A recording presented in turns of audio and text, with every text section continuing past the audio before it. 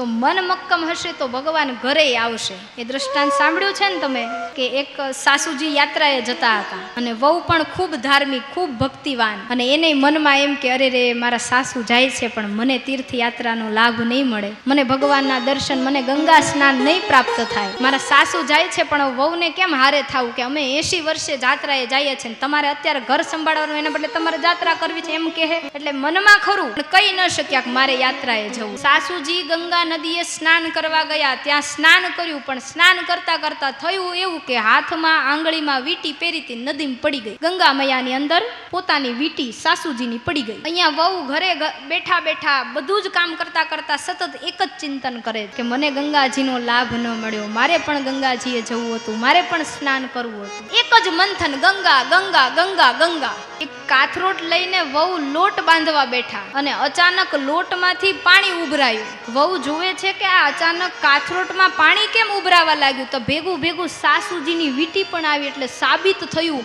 કે મનની ભાવના હતી ને તો ગંગાજીને હરિદ્વારથી કાથરોટમાં આવવું પડ્યું. અને ત્યારથી આ કહેવત પડી કે મન ચંગા તો કાથરોટ મેં ગંગા. તમારે અહીંયા કાથરોટ જ કહે છે ને, આપણે લોટ બાંધવાનું જે પાત્ર હોય તે.